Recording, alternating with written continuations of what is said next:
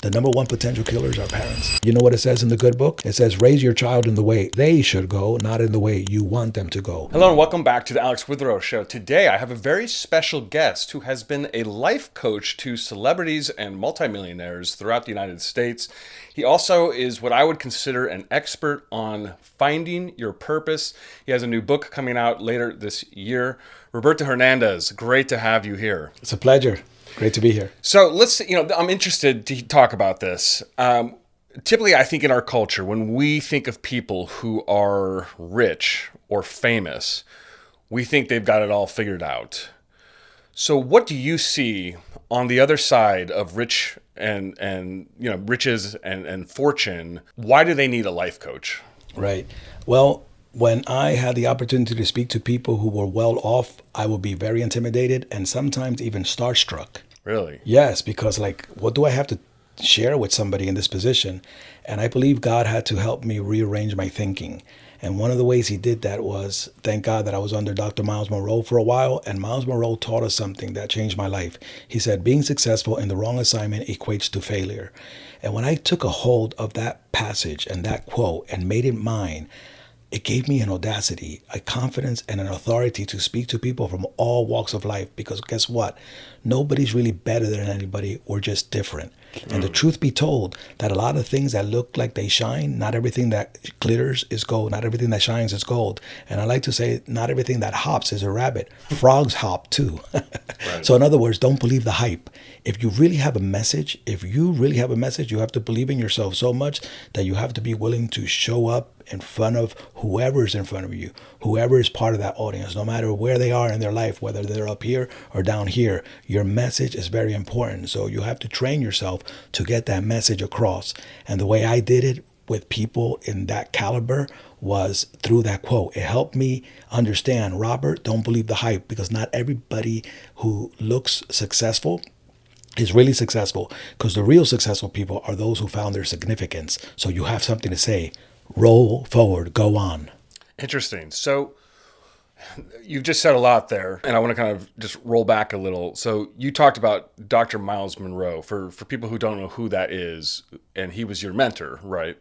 Who is he exactly? Why was he significant in your life? Well, he was significant in my life because before engaging in my business career, I always wanted to do missions. At the age of 18, I actually enrolled in a really cool Pentecostal church. I believe God called me there because I was asking questions about purpose at the age of 17 and 18. And I couldn't get these questions answered, so I ended up at a church. And this particular church was the right setting for me. It was actually in Spanish, and Spanish wasn't my first language, so imagine that, But I was understanding everything because I did come from a Latin-speaking community and parents, of course, Dominican Republic. So then that particular church, after 8.5 years, sent me to do missions. I qualified to go to live in Trinidad, Jamaica, and Guyana. And I was introduced to a book of his at the age of 27. I read it, and then I started knowing a little bit about him because he started coming to the islands to speak. Great reputation, well known, and a lot of wisdom. And then when I came to the United States, started working for corporate America and a few business sales jobs, I got introduced to him again in 2010, but this time in person. Pretty interesting. I read his book in 1995. Then I got introduced to him, and he became my mentor in 2010. He is a well-known consultant, business consultant, political advisor, and a pastor of Bahamas Faith Ministries. Okay, so he's kind of run the gambit. I think I've known him kind of as a famous evangelist on some level, but it sounds like he's worked with politicians, famous business leaders, in terms of guiding those endeavors as well. Right. He's a leadership trainer. Actually, his mission statement was help converting followers into leaders and leaders into agents of change. That was actually his mission statement. Okay, so he really was specializing in leadership training. Leadership development. That's what it was, 100%. Gotcha. And so taking that, so you spent how many years with him? Actually, 4 years. Okay. Yeah, going on 5. Gotcha. So you spent 4 years with him learning about leadership training. And then I know a tragic accident happened with him at one point. Talk to me about how that unfolded, because I know you were about to get on a plane with him, right? Yes, very interesting that I was I moved to Naples, Florida. I didn't know why I was really in Naples, Florida. They call Naples, Florida, God's waiting room.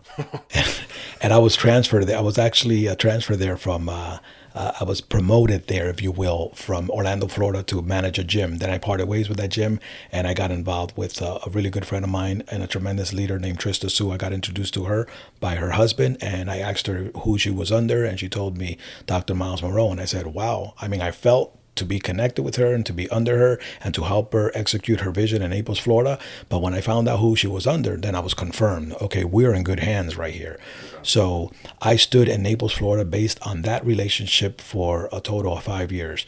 And he will fly his jet into Naples, Florida, teach us. We will fly to the Bahamas and learn from him, leadership development, the very important message on the kingdom. He actually specialized on that message. Basically, that's the message of the Bible, what Jesus preached, but very few preachers preach it because we live in a democracy. It's hard for us as a product of a democracy to understand kingdom, a real kingdom and its concepts. But he was from the Bahamas, which was a colony of Great Britain. He understood the kingdom better. He practically intertwined that to the message of Jesus. And then boom, you got a bird's eye view of what God really intended to do on earth from heaven, a kingdom extending its colony to the territory of earth.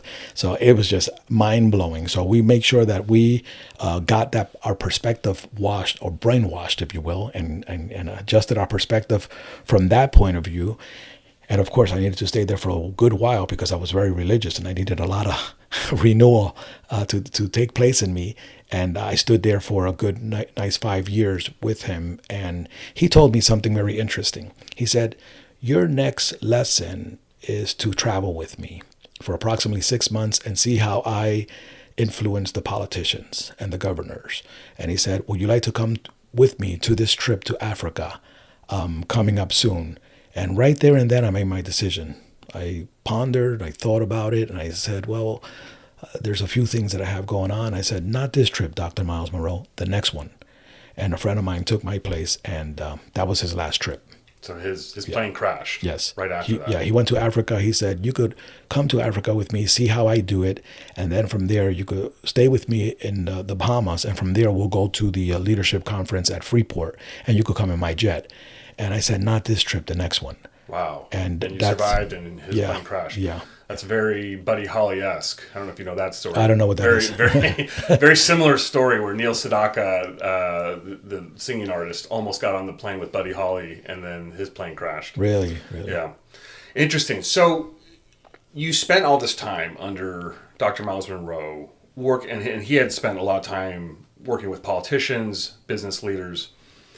How did you come back to the States or Florida and translate this into people who maybe come from fame or fortune?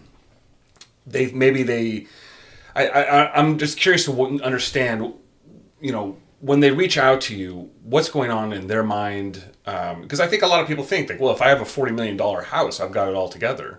So why are they reaching out to you, and how do they respond initially to what you say to them? So what happened was with this young lady, Trista Sue in Naples, Florida, her husband introduced me to her. And when I met her, she immediately went over the vision that she had, and she believed that I was the person to help her execute that vision in Naples, Florida.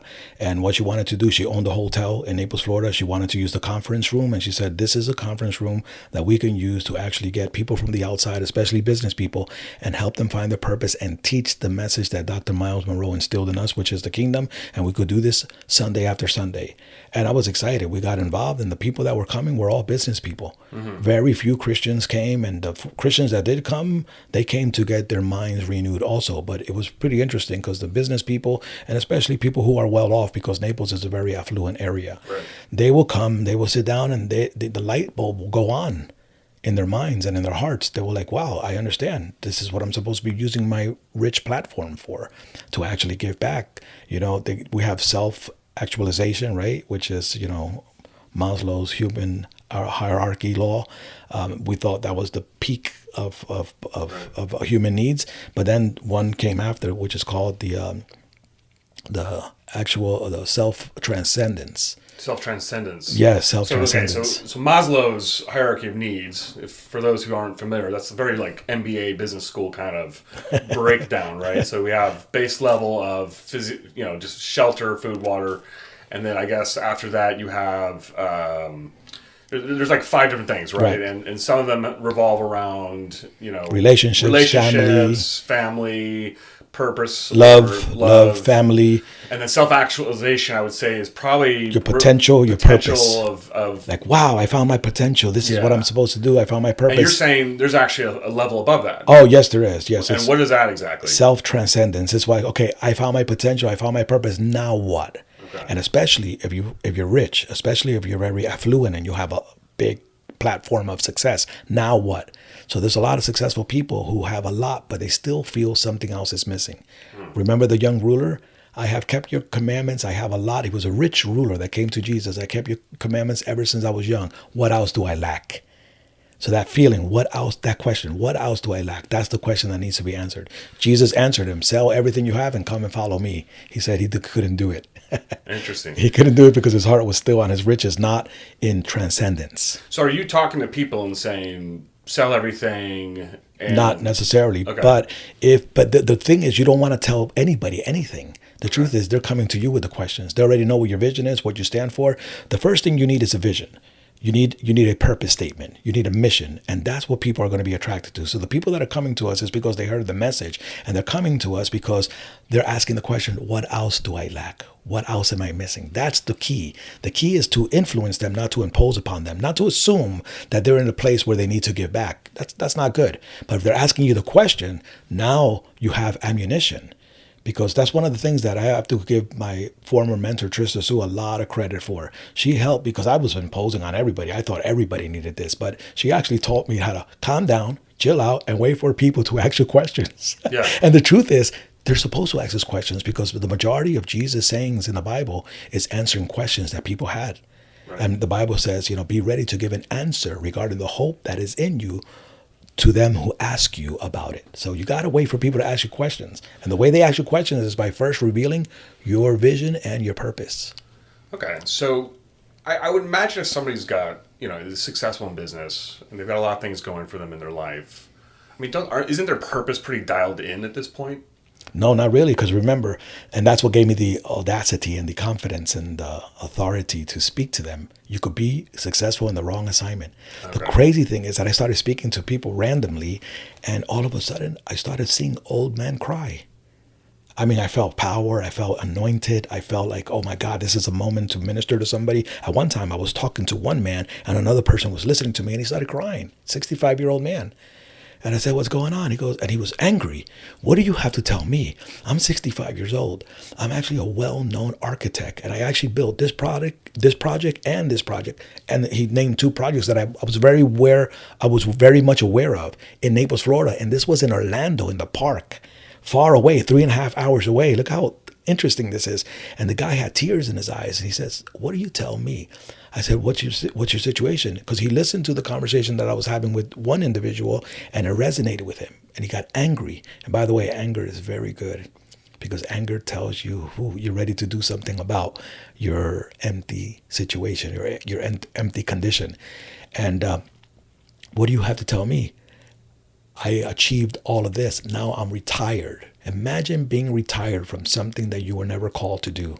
Yeah, what's that? I mean, that's fascinating to me because so much in our world, we're all told, hey, if you're a multimillionaire, you've got it made. You can go out on your boat, you can cruise around Miami, you're good.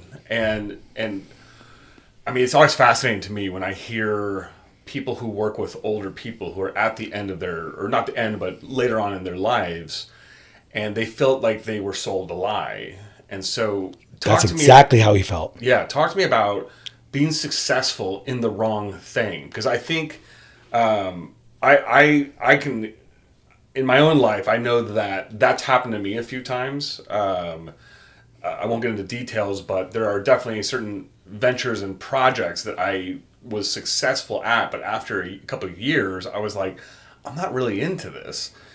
But I'm thankful that I got out, before it turned into like a multi-million-dollar thing, and you can't turn away from that kind of money.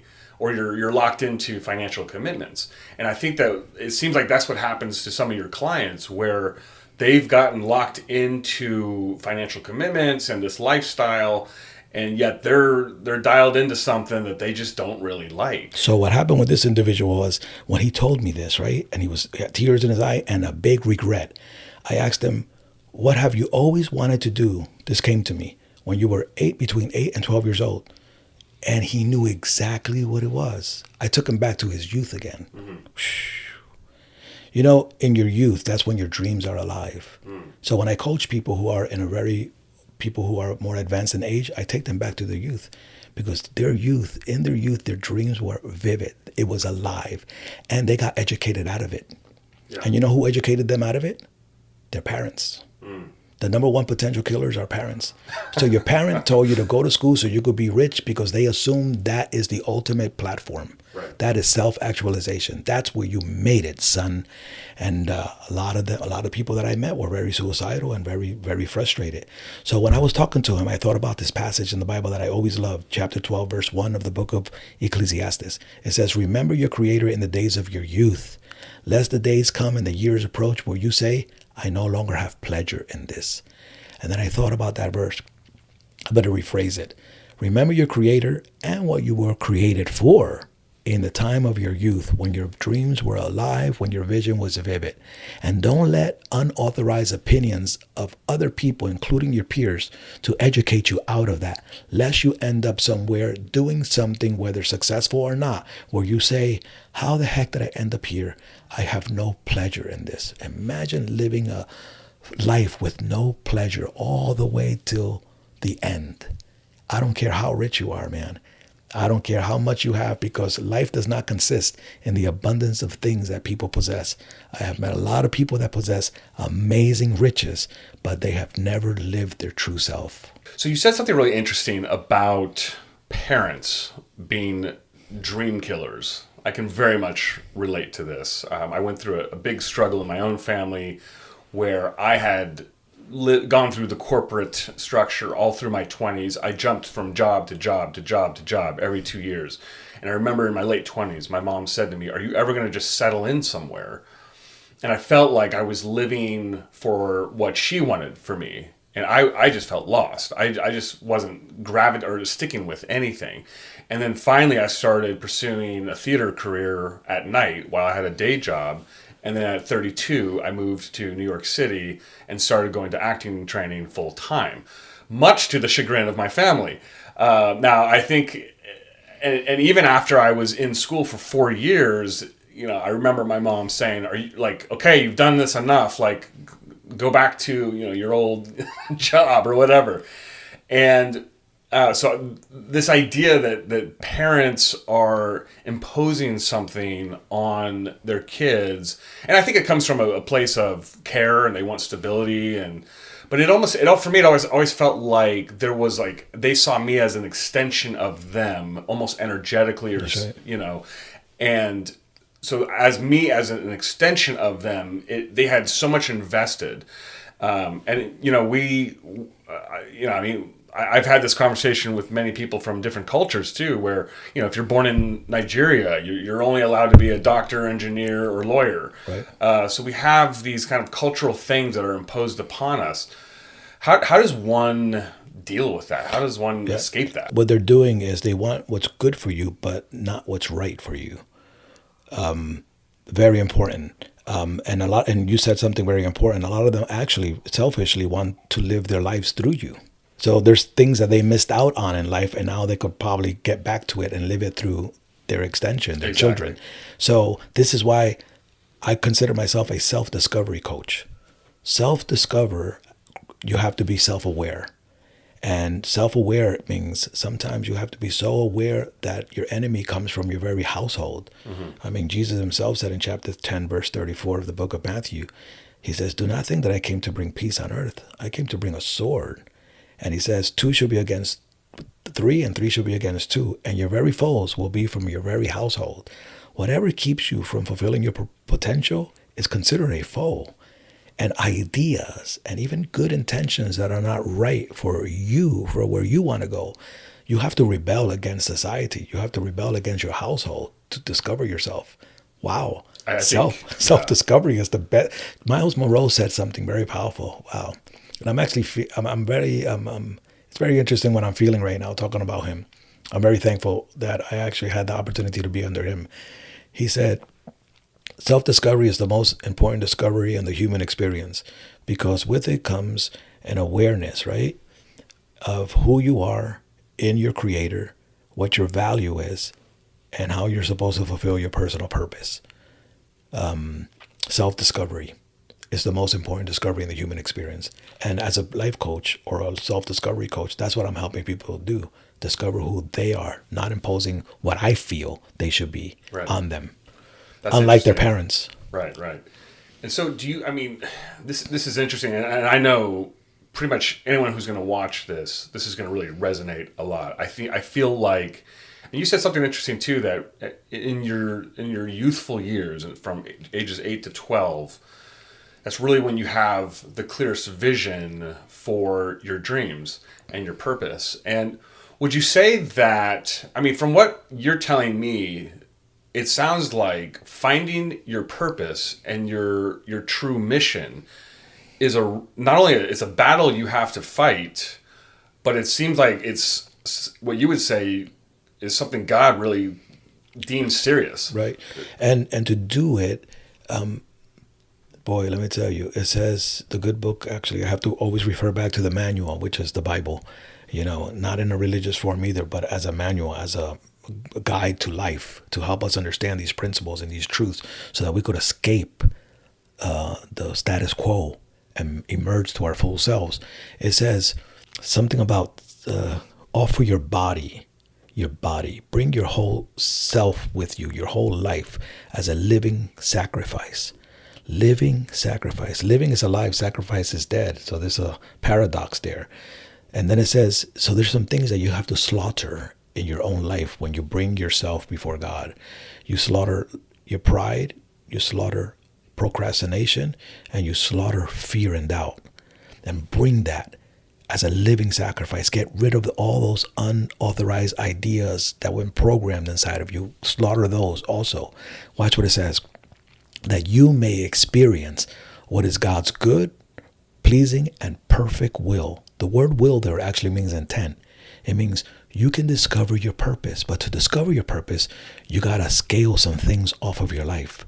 You got to slaughter some things. It's almost like an addiction, overcoming an addiction, because you were programmed for such a long time, right? From the age of 12 all the way to manhood, that you got to get rid of all those ideas and go back to you. You got to slaughter a lot of things that were embedded in you. And then it says, then you'll be able to experience God's good, pleasing, and perfect will. Society has a way to impose upon you God's permissive will. He will allow this. He will permit this. We don't want that. But when you're aggressive and you want to know without a shadow of doubt why you're here, you got to come boldly to the throne of grace. You got to get rid of yourself if it's possible. You got to be willing to change your mind and your ideologies and reprogram yourself. The next verse says, be not conformed to the world, but be transformed by the renewing of your mind. So this is interesting to me because, I think so many times when people think about the Bible, they think about what God says. If they don't know much about it, they think it's just a rule book that says, okay, don't drink, don't cuss, don't do this, don't do that. And you're saying this is something totally different. This is saying get rid of the fear, get rid of what the world is telling you, and really run after the desires of your heart. God responds to us on a desire to know basis, not on a need to know basis. Napoleon Hill said the starting point of every great achievement is a deep desire. How bad do you want it? You can't teach that. That has to be caught, not taught. You can't teach that. So you gotta be willing to pay the price. And one of the revelations that I got in 2010 before I met Dr. Miles Monroe, I got my message before I met Dr. Miles Monroe. The beautiful thing about life is that when you find your purpose, when you find it, right? When you pay the price and find it because you want it, because you ran toward it. Draw near to me and I'll draw near to you. The first thing that happens is a mentor is waiting for you on the other side. So I found my purpose first, and then guess who I bumped into? Guess who I met? Mr. Purpose Man himself, Dr. Miles Monroe. So my mentor actually gave me the name, call yourself Purpose Man. So I bought the domain, purposeman.com. I took that name because my mentor told me to do it, because she saw that I was possessed with this topic on purpose. And not because I copied it from Dr. Miles Monroe. I discovered it in myself first. And then I met Dr. Miles Monroe, who was also possessed by the verse of chapter 19, verse 21 of Proverbs, where it says, many are the plans in a man's heart, in their minds. Many are the plans, many ideas. But the purpose of the Lord is what's going to prevail. He was possessed with that verse, and he taught it everywhere he went. And what are the chances that I meet him years later? I knew about him in 1995, but now I meet him in 2011, years later. And it was almost like God orchestrated that to help me be secure and be confident and not doubt what he told me. And by the way, one of the things that I got when I went to Orlando, Florida, because what made me, I paid a price. I went all the way to Orlando, Florida to go into my friend's condo, and I said, I parted ways with my company. I didn't know what I was going to do next. My whole life was pretty blessed. I always knew what I was going to do the following day when I left the job. But this time I was like, I had some questions that needed to be answered. So I was determined to go into my friend's condo and stay there for 7 days and not eat until I got an answer. And in 30 minutes, I had a revelation. And in that revelation, I saw two numbers, 8998. 8998. I didn't know what order to put them into. And later on, I met this man who was a lot older than I was. He was a publisher. We had lunch with him, and he confirmed to me it was 98. And you know what those numbers meant?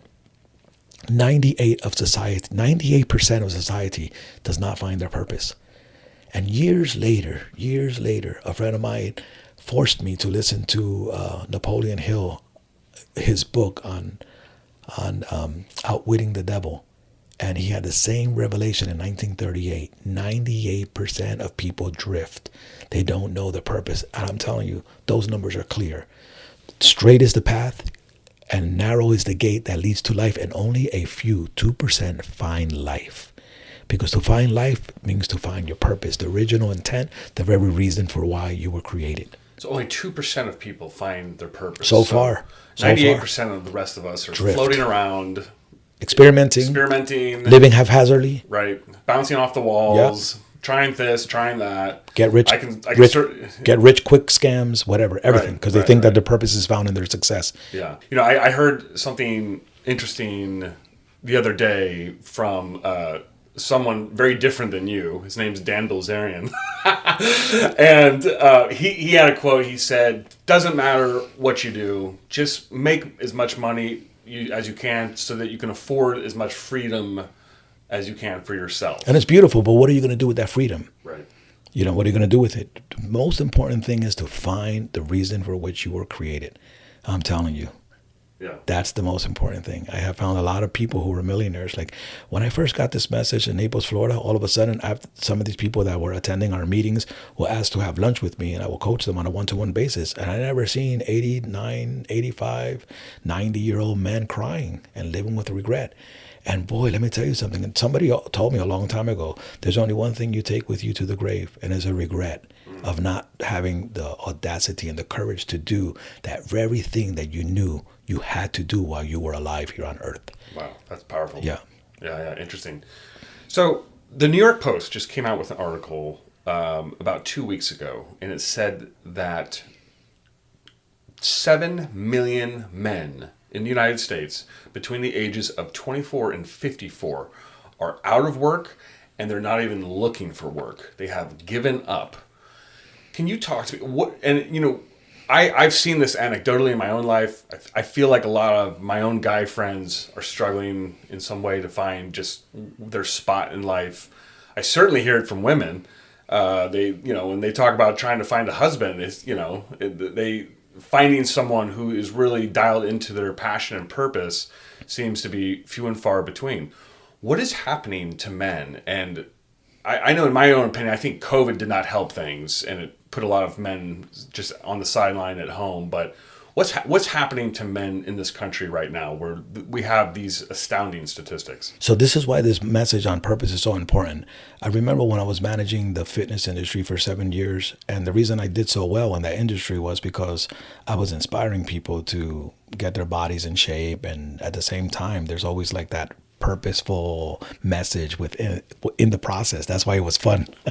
I found myself sitting on a desk and counseling couples while I had their credit card in hand, signing them up with their children, but taking the time to really just inspire them to. For instance, I will tell the man not to become a gym rat. Don't spend all the time in here. Don't forsake those moments around the dinner table that you have with your wife and your children just because you want to be a gym rat. And wives love that, because I know that a lot of people could get lost in the way they look and their physique and then lose the responsibility at home.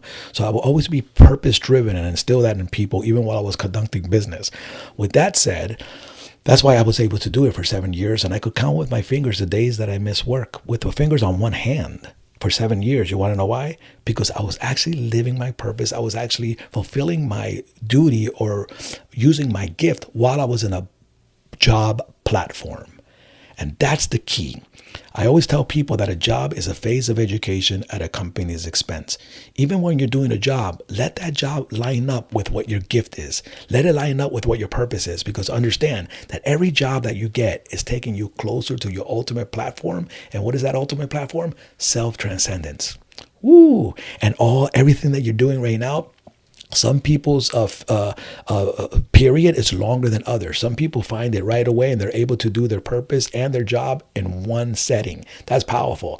But not everybody has that privilege. So people have to get a job first. So you'll have more passion if you find a job that lines up with your purpose and lines up with your gift. So I think we failed our youth. We were supposed to help them to discover who they are first before sending them into college and advancing them in a career. That's where we mess up. So now people are just floating around in jobs and a lot of those jobs feel dead end to them. Feel like, they're getting lost in traffic for an hour and 50 minutes before they get to a job that they have no pleasure in because it doesn't line up with who they are. Then they have to go back into their vehicle at 5 o'clock, drive another hour and 15 minutes, especially in Miami, in traffic, and then go home, and they're not happy individuals. And even though they have the beautiful wife and they have a beautiful child, they just not having too much pleasure. There's not that passion to live. And that's what I want to help people do. So guess what I did? Well, the reason I brought the fitness industry up was because I never fired anybody. I learned immediately that the people that were not supposed to be with me, I managed them out. There's a saying, it's not the people you fire that make your life miserable, it's the ones you don't. Because you keep them around knowing there's no fire in them. They're not really contributing to the vision of the corporation. So what I would do is just talk to them about what is in their heart, what aligns with their passion. And then I will even tell them, give me 2 weeks. I'm going to help you find something that aligns with who you are, with what that passion is on the inside of you, so you could get closer to your platform. And at the end, they will come up to me and say, I never had a father. You were the father that I had, even in the workplace. Thank you very much. So you don't have to fire people. You manage them out to their purpose. To find something else. else. To find another platform. That's clever. Yeah. Yeah, thank God, because it's hard to fire. It's hard to fire Comes people. back and says, "Hey, I'm a mailman now." Great. Everyone needs their mail. Interesting. So, so you feel that we have failed our youth in some way by putting things out of order, and I remember growing up being told, "Hey, like as long as you go to college, everything's going to be great," right? And I think that things have progressed over time now where I think a lot of people, especially millennials, feel like they've been sold a bill of goods in terms of that messaging and say, hey, I have all this education. Why am I not rich and famous? Or why am I struggling? So do you think that do you think that we have to place purpose ahead of anything else and then the money follows? Or what do you think is the right order of things? There was a situation, and I want to say the beginning. I was at a gym working out when I lived in Naples, Florida, and all of a sudden I had this crazy idea to go to law school. I mean, I'm living in Naples. I'm fulfilling my purpose. I'm actually helping Trista Sue with that beautiful vision in Naples, Florida, in her hotel, and we're encouraging people on a Sunday after Sunday. And I said, I got time in my hands, maybe 3 years in law school. Maybe that'll prepare me for something. So I went to Ave Maria Law School, which wasn't too far away. And as soon as I got there, I saw this older gentleman with his wife, and they were very happy. and they had a brochure in their hand. And I walked in there with my workout attire, and I asked them, "What are you here to do? Pick up information for yourself from this school?" He goes, "Nope, I'm a district attorney district attorney for the United States." And I said, "Okay." And my son is also, and my daughter also studied law. And I said, "What are you doing here now?" "I'm here to pick up some information for my youngest son." And I asked him, "Why isn't your younger son picking up this information on his own?" And his wife looked at him and looked at me like, wow, nobody speaks to my husband this way. And he was very proudful. He had his chest out. He goes, "My son is also a district attorney, and my daughter studied law. And I said, "What is she doing now?" "She went back to college to study computer programming." And I said to him, I said, "So you look like a very influential man. You look like you're strong. You look like your children respect you and they honor you and they sort of want to please you." Just like that, I told him. And I said, "And your daughter had to rediscover herself and went back to school to do what she wanted to do, not what you influenced her to do.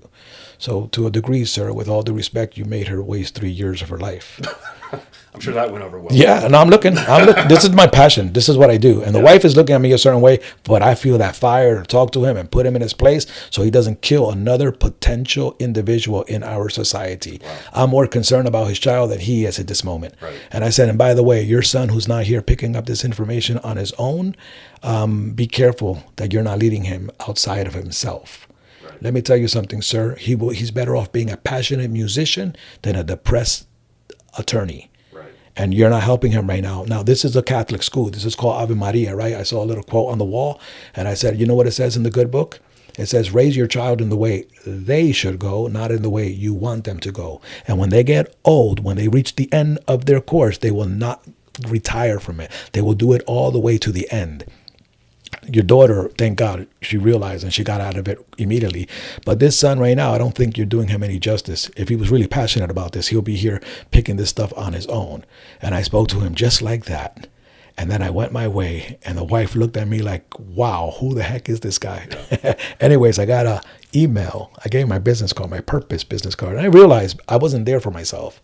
I was there for them. Yeah. So that whole desire that I had, that whole idea that came in my mind to go to that school to pick up information, because out of curiosity, it was God wiring me, leading me to meet this man. You want to know why? I believe with all my heart. Because that last son of his is going to be a very influential leader. God has his eye on him. He has a calling that's going to influence. And I know this without a shadow of doubt. That kid is going to do something great in the world. And God programmed me to get out of my little comfort zone of working out all the way to that man, because he had a purpose for that son. And you better get out of the way, Father, before something happens to you. Because the purpose of the Lord will prevail. Many are the plans in a man's heart. So whatever plan you have for that son, move it out of the way, because God's purpose is going to prevail. The word prevail means it shows to and proves to be stronger than. So out of the way. And guess what? I got an email a few months after, and it was from a woman. She says, "No one has ever spoken to my husband this way." And I'm feeling the fire right now, because this is what I do. I'm fired. I fire people up to pinpoint and pursue their purpose. I'm really serious about this thing, and fire comes in my bones to do it. Even if it's one person or if it's 1,000 people, it's the same thing. I believe that young man is going to influence thousands of people. I don't even know who he is. Maybe one day he'll write to me and thank me. Yeah. That happens, by the way. Yeah, interesting. So let me ask you this. I mean, if I'm listening to this... By the way, the email said, "No one has ever spoken to my husband this way. And just to let you know, we took your advice and we're letting our son do what he wants to do." What does he want to do? I don't know, but that's the email that I got. They know. They know, yeah, whatever that is. So let me ask you this. If I'm someone who's listening to this and I identify with one of the 98% not on the right track, how does one find their purpose? What is the process to get on the right track? This is very interesting, and I don't want to give all of that away right now. You know why? Because I'm actually coming up with a curriculum. It's going to be very affordable, and I'm not using your platform to advertise, but I'm making it so affordable, but I really want to help everybody, anybody that I come across. I'm going to help them self-discover. I'm going to help them understand that their purpose is found in two places. It's found inside of them, so they have to discover who they are by identifying the 3 Ds: desire, design, distinction. But it's also found in the mind of the inventor. As you heard me say, I went into a room, I was determined, I was desirous to know what it was, and I attracted answers, and all of a sudden I even attracted a mentor, because that's what happens when you really want to do this thing. What I'm going to do is, I can't teach you how to desire. Desire is inside of you, but I could fuel that desire. I fire people up to pinpoint and pursue their purpose, and I'm going to have a very small course, very, very small. It's not going to be long, because I think I could get this job done real quick. And it's, purposeman.com. That's my website. I'm coming up with the curriculum right now. Like I said, I'm not using your platform to sell anything, but I can't really talk about the whole entire process right now. But I really want to help, because when I had that vision about 98% of people drifting, I said, I want to be a solution to God.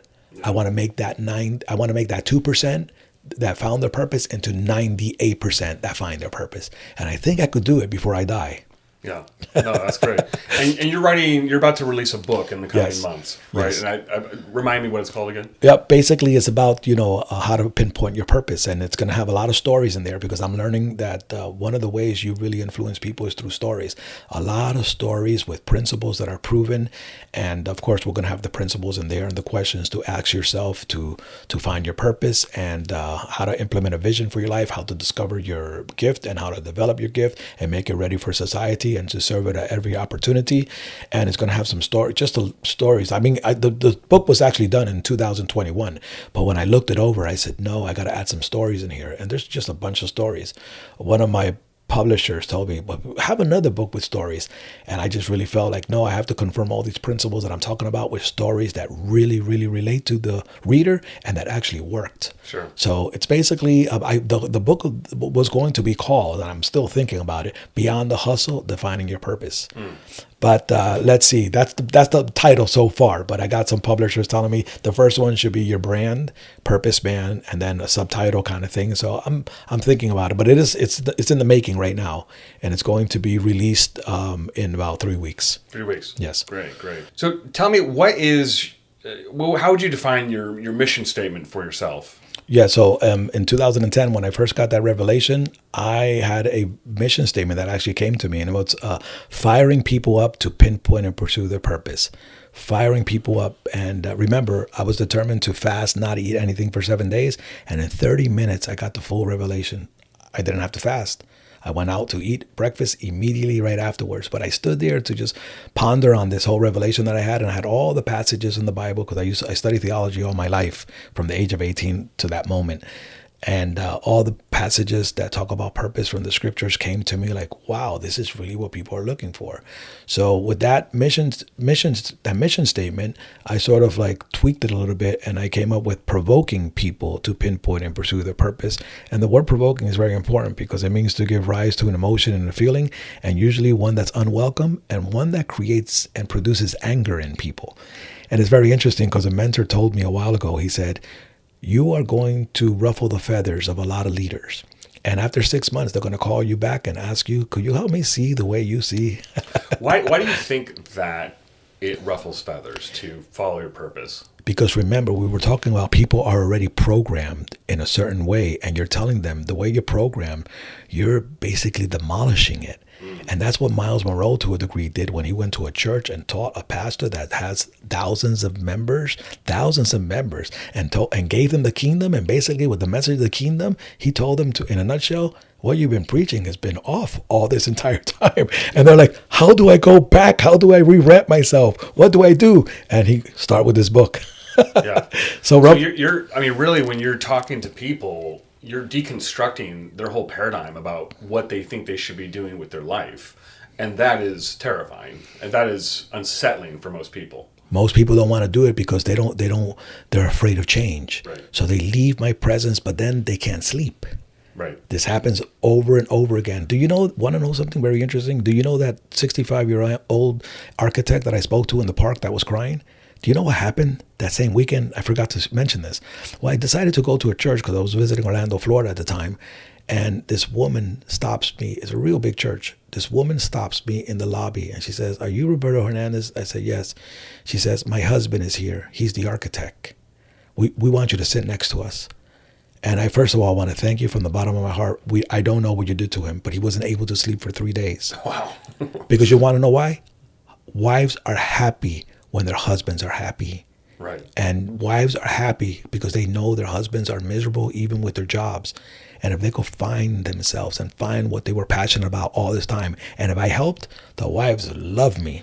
Yeah, you bring up an interesting point. How does this affect marriages, relationships for men with their female significant others? How does this affect things? That's the most important question. That's a very important question, because remember, in the beginning, God gave man work before he gave him woman. And a lot of women come into men's lives. Of course, they're going to be attracted to the men and they're going to feel the chemistry in the beginning. But afterwards, they want something to work with. A woman is very industrious. Miles Monroe said that a woman is like an incubator. Whatever you give her, she's going to incubate it. She's going to multiply it. They're industrious. They want work to do. Proverbs 31 talks about an industrious, virtuous woman that wakes up early and makes sure that everything is taken care of for her household. She's the one that builds the house with knowledge and wisdom, its columns, etc. So she wants work to do. So if a man doesn't have a vision, if he doesn't have a picture of a preferred future, he's going to leave that woman frustrated. And I believe one of the reasons women became entrepreneurial is because they haven't found something to do with the men they've been meeting. Wow, I think that's really, because I mean, just what we were talking about earlier, how so many men are out of work right now, and the ones that are in work are probably outside of their purpose. And so I think all this that you're talking about is really connected to the high divorce rate. It's just frankly, we're seeing kind of a destruction of the family unit in this country. So much divorce, so many people being raised by single parents. And I think you're onto something where this is all very much tied to men being outside of their purpose. Would you agree with that? Oh, 100%. Do you notice that we did a meeting yesterday? One of our Kingdom Leadership Life sessions that we did yesterday, you were in it. You saw the way these women were talking? They found their platform. They're ready. Wow, I rejoice. This is what we created. We created because we have visionless men. Right. Visionless men. And and I had this woman, a good friend of mine in Orlando, Florida. We're about to do a business venture together. She goes, Robert, could you do me a favor? Could you come to my house and just listen to my husband? And very interesting. This is a big frustration. Women want their men to rise up and to do what they're passionate about and to bring a vision to the household. Interesting. So I think so many young men especially are lost in chasing women. I mean, I certainly can identify with that in my 20s and 30s, where I spent so much money just chasing after women. I was sort of in my purpose when I was in acting training and doing that. But what would you tell a young man right now who's in his 20s? He's interested in getting married. Obviously, someone who's very interested in women, but the work and the purpose and the vision component sounds like it has to be in place first. What would you tell a man who's 25 years old? Don't run with the crowd. Swim against the stream and really work on yourself. At least identify what it is that you came to earth for. Everybody came to earth with a purpose. Everybody came here to solve a problem. And find out what that problem is. Because in the world, you shall have problems. But be of good cheer. The greatest leader that ever existed said, I have overcome the world. So you are a problem solver. Find out what that is. That very thing that you have to do. And then when you sit with a woman, right, and she's sitting with you, I believe that the courting process is supposed to be sort of like an interview. Yes, chemistry and attraction brought us together. But is that going to keep us together? Yes. So we want to find a woman based on a fit, not on a look. Somebody suitable for us, just like the good book says. God made a woman suitable for the man. Is this person going to be a right fit? Because I think we're falling in love based on looks and attraction and chemistry and not on purpose. Interesting. So Yeah. you're saying, and I think even, I would even contend that even sometimes people fall in love just on purpose, but then they avoid or ignore the attraction and chemistry part. I mean, I think that can be equally as problematic. I believe God wants to give us the best of both worlds so that we could live pleasurable all the way to the end. In fact, the good book says, rejoice in the wife of your youth. delight yourself even in her body parts. Right. That's how this is supposed to be pleasurable in every sense of the way. Right. So this idea that, the Bible says you should be, avoid sex, avoid all this stuff. That's not really reality. I believe sex is a consummation of love and also the ability to reproduce. But no way, all of that has to be included. God is so perfect, and you better not cut yourself short. Take the whole package, the whole thing that God gave to you, but enjoy that with one woman. Yeah. Yeah. Oh, that's fascinating. I mean, I think what you've talked about today is almost the linchpin that's missing for most men. Because I see this so much just among so many men that it feels like they are lost. They keep bouncing job to job. And frankly, I think a lot of men think that this is just going to fix itself when they get into their 40s and 50s. And guess what? It doesn't. I see guys in their late 40s and 50s who are still struggling with this purpose question, and nothing changes for them. Because they didn't take the time to stop, look, and to listen.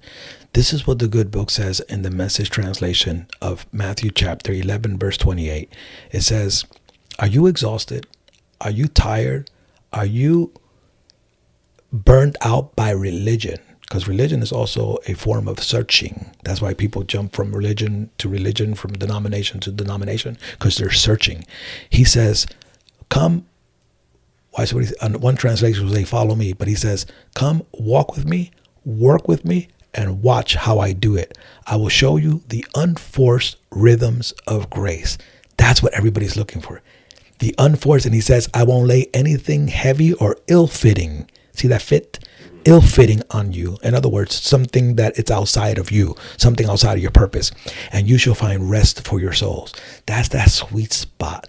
We go find that in God. Unforced. Come on, what does unforced mean? That means you don't have to hustle throughout your entire life. The unforced rhythms of grace, there's a way to live in life where you go bob your head and just enjoy every rhythm, every aspect of life, even when it comes to finding that suitable mate. It's supposed to be in line with the rhythm of what you're called to do in life. So if I'm understanding this correctly, you're saying, if I don't know anything about God, Christianity, spirituality, anything, you're saying that God wants us to live a purpose that really fires us up, gets us up every morning, and we find a woman who joins us in that venture, and she magnifies that purpose. And then, when we're done with our day, we enjoy each other physically, and then we get up the next day and live it out and really expand our influence throughout our sphere of influence. Is that what you're saying? Yeah, remember, he came to give life and life more abundantly. I spoke to this couple in Altima Springs one day. I met them at Bahama Breeze, and we had a little conversation. I asked them how long they were married and so on and so forth. And I started talking to them about purpose. They looked at each other. The guy was 37. The woman was 27. Nice little gap. I believe that gap is actually good, but it's not mandatory because of how long it takes us to mature. Mm-hmm, right. And we have to bring something to the table to help nurture a beautiful woman, or the person that God gave us. So I just believe in that gap, but it's not mandatory, right? It's not mandatory. But they told me they were able to resonate with what I was telling them. And they said, we are in love with each other. We got married. There's fire. But all the time we leave our purpose and we get preoccupied with other stuff. The fights start. Yeah. The quarreling and the friction. And from there on, I let them educate me. It was during the beginning of my purposeful journey that I was listening. So I started learning from couples. It was so interesting how two cannot walk together unless they are in agreement. You got to find what that is, that purpose, because that's what's going to keep you together all the way to end. It's not love. Love will keep us together. It's not. Sometimes it's not love. It's purpose. Yeah, that's interesting. Purpose will. Yeah, and I think Tina Turner said, "What's love got to do? Got to do." It's just a secondhand emotion. Be careful with the emotion and get involved in the conscience. Interesting. So you're saying that once the purpose piece is in place, everything else follows. Purpose is the pivot.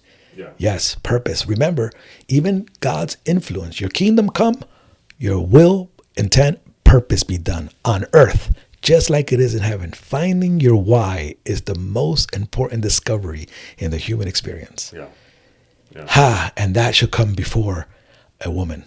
Absolutely. Absolutely. Interesting. So interesting.